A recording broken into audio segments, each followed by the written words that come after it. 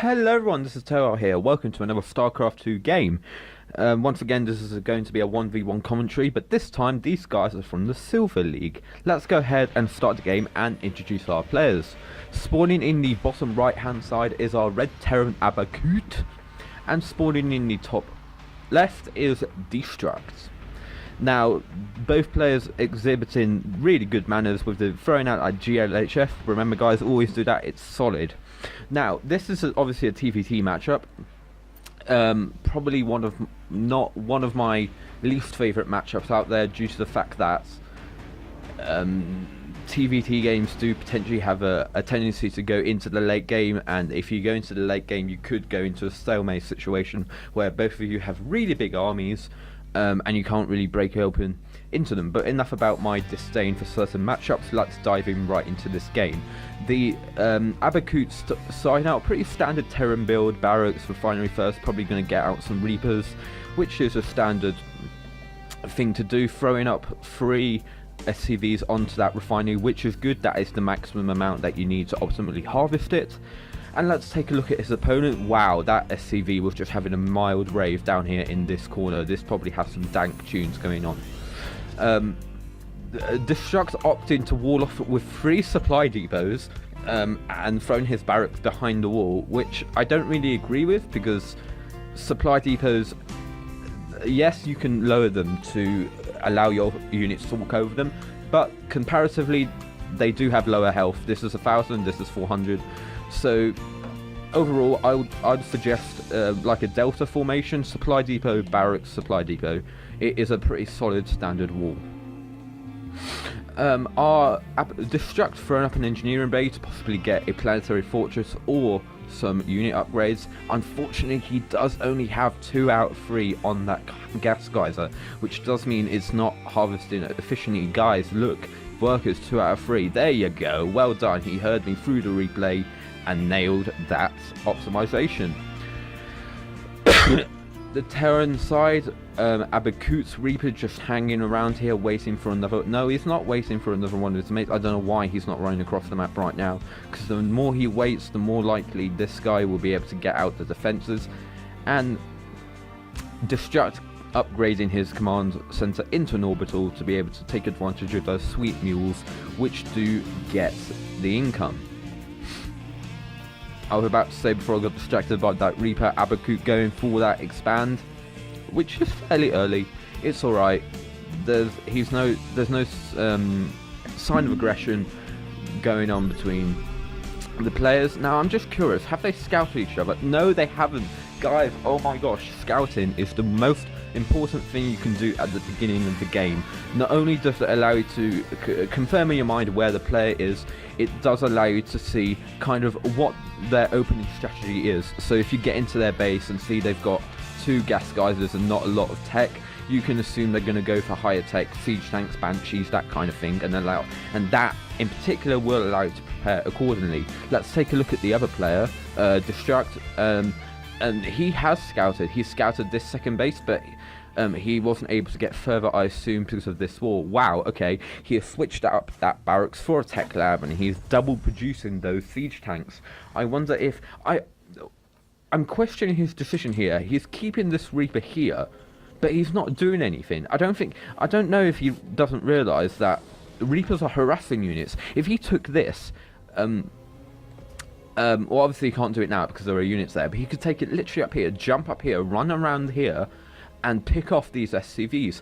That will distract the other player and reduce the mining time. Destruct now going for his expansion a bit late after his opponent, but that's fine. He was focused on getting that engineering tech, getting +1 weapons and +1 armor. Resources permission, I could advise getting 2 engineering bays. It will allow you to get those upgrades at the same time, so then your units will be more effective. Abacoot setting up his defenses on the high ground here, and it looks like we're settling in for a nice macro game. Macro, for those unfamiliar with the terms, is just building up your units, building up the army, building up the economy, and then effectively pushing out in a one big strike so that That's what it seems like will happen here. Now, of course, I haven't seen what is going on with this game, so that's why I'm saying it might be this or it might be that. I haven't seen this match before. This is a new one for me. Not a lot going on. Oh, okay, lots of stuff. Throwing down 4 supply depots because he is currently supply blocks. That is one of the things, key aspects of StarCraft 2 is make sure you keep an eye on that supply count. You do not want to be supply capped at an opportune moment.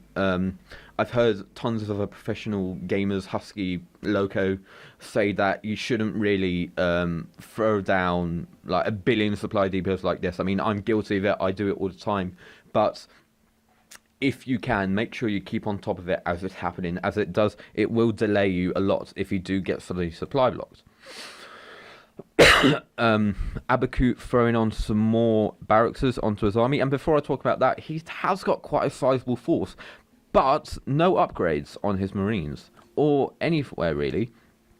Oh, this is interesting. A large force now moving across the map. Could this be the ultimate ending? Because if we take a look, he's only got marines in bunkers and a few marines. He's got 3 siege tanks. This is going to win. He's taken over an SCV. He is taking an OSC, which still has a Vespine gas still in its hand. This is not good. That's like 4 gas that he's wasted. What was that scan? Who threw down that scan? Yep, Destruct now throwing down that scan. Seeing those marines leave the base, he's probably going, oh my gosh, what am I got myself into? Immediately mass producing marines. I think he's got a few cyclones, but no, I don't think that's going to... I think this is too little too late. That starport should have been down a bit long ago, but now the siege tanks are going to come up, siege up here, and just lay waste to everything. Those marines are hating life. A bit too close to those...